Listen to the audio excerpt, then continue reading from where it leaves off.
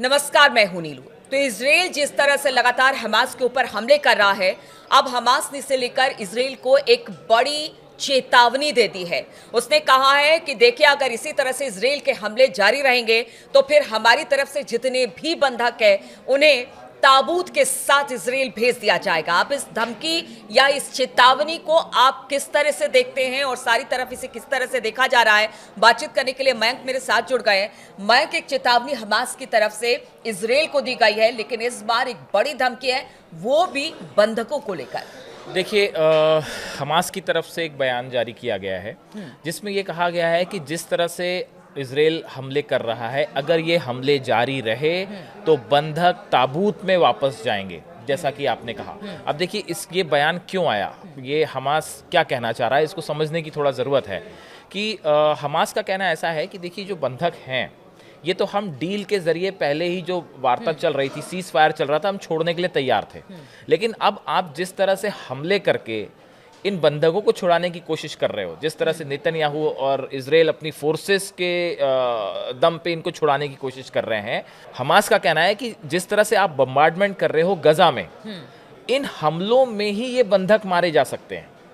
अच्छा, देखिए, ये कुछ हद तक ये बात जो है, इसको इंटरनेशनल मीडिया में जो एक्सपर्ट्स हैं वो कुछ हद तक इसको बड़ी गंभीरता से ले रहे हैं। देखिए, क्या चतुराई दिखाने की तो कोशिश की है हमास ने, देखिए हो ये रहा है कि इजराइल की तरफ से बहुत हैवी स्ट्राइक्स हो रही हैं, चाहे वो एयर स्ट्राइक्स हो, चाहे वो ड्रोन अटैक हो, चाहे ग्राउंड फोर्सेस काम कर रही हो। तो अब ये जो हमले हो रहे हैं, इनमें अगर मान लीजिए किसी जगह पे जहाँ पे बंधक रखे हैं हमास ने, हालांकि अभी तक इजराइल को इसकी कोई भनक ही नहीं है कि वो बंधक कहाँ है, वो पिछले 17 महीने से बंधकों के बारे में कोई जानकारी नहीं है।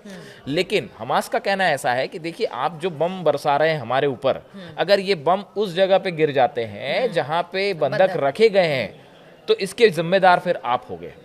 तो एक तो संदेश इसमें ये है, और दूसरा संदेश ये दिया गया है कि जिस तरह से आप हमले कर रहे हैं, 850 से ज्यादा फिलिस्तीनियों की मौत हो चुकी है पिछले कुछ दिनों के अंदर इजराइल की स्ट्राइक्स में।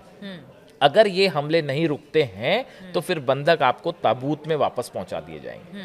तो एक प्रकार से हमास की तरफ से ये, हम इसको आखिरी वार्निंग कह सकते हैं, आखिरी चेतावनी कही जा रही है। ये ऐसा माना जा रहा है कि जल्द ही इन बंधकों को लेकर कोई एक बड़ा निर्णायक मोड़ जो है उस पूरी इस लड़ाई में आता दिखाई दे रहा है। चूंकि आप ये बात कह रहे हैं, अब हमास की तरफ से ये बात सामने आई है, लेकिन मयंक, एक बात सामने आ रही है कि देखिए, गजा में हमास को लेकर थोड़ा सा प्रोटेस्ट चल रहा है इस वक्त, क्योंकि उनका ये कहना है कि हमास को इन सब चीज़ों से अलग कर देना चाहिए। तो अब हमास को भी लग रहा है कि जिस आवाम के लिए वो लड़ रहे हैं, लड़ाई कर रहे हैं, अब वही अगर उनके अगेंस्ट चली जाएगी तो शायद यही वजह है कि उन्होंने अब एक निर्णायक बात कही है। देखिए, ऐसा प्रोटेस्ट तो नेतन्याहू के खिलाफ भी हो रहा है। हाँ, वो भी कल जो है वो सबसे बड़ा प्रोटेस्ट जो है वो इजराइल में हुआ। तो हम लगातार नेतन्याहू के खिलाफ इतना बड़ा प्रदर्शन आज तक किसी ने नहीं देखा था, वो हुआ। तो अब देखिए, अब यहाँ पे स्थिति क्या है कि नेतन्याहू, ये जो स्ट्राइक हो रही है इजराइल की, इसमें है ना, जो इंटरनेशनल सोशल मीडिया पे चर्चाएं हैं, बहुत सारे एक्सपर्ट्स को ये बात डाइजेस्ट नहीं हो रही कि ये बंधकों को छुड़ाने की स्ट्राइक है।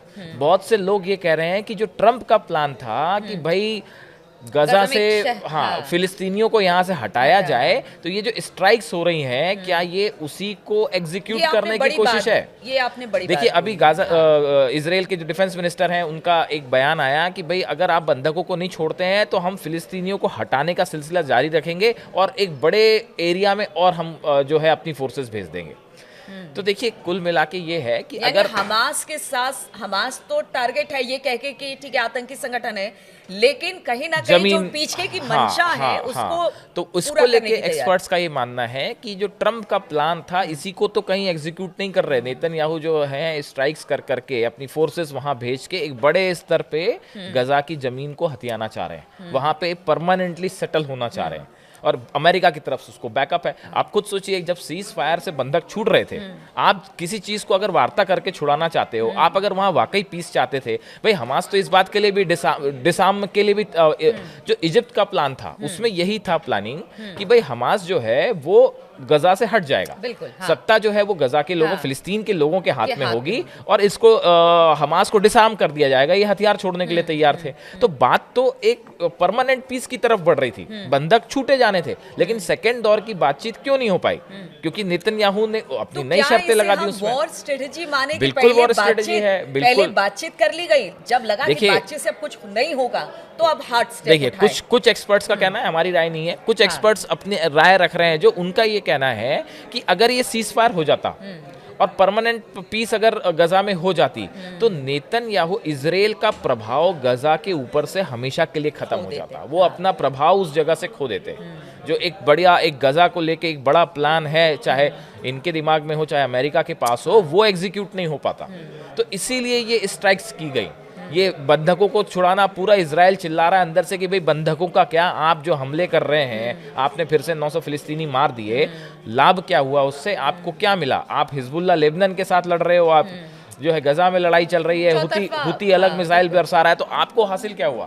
तो इसीलिए इजराइल में भयंकर प्रदर्शन हो रहा है नेतन्याहू के खिलाफ कि भाई छोड़िए, बंधकों को छुड़वाइए। ऐसे समय में अब देखिए जब ये स्ट्राइक है तो अब नेचुरली एक जो है इसमें एक निर्णायक मोड़ आता दिख रहा है बंधकों के मामले में, और हमास की तरफ से साफ कहा गया है कि देखिए अपनी स्ट्राइक्स रोक दीजिए वरना ये बंधक ताबूत में वापस जाएंगे। बिल्कुल। तो क्या वाकई इजराइल अपने बंधकों को छुड़ाना चाहता है, या फिर अमेरिका जिस स्ट्रेटजी के साथ गजा में काम करना चाह रहा था, ट्रंप ने जो बात कही थी, क्या उसी को लेकर अब अमेरिका और इजराइल साथ में काम कर रहे हैं?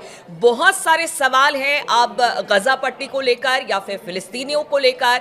अमेरिका और इजराइल की क्या भूमिका रहेगी, हमास इसमें अपनी क्या भूमिका अदा करेगा, इस पर लगातार हमारी नजर बनी रहेगी। आप बने रहिए हमारे साथ।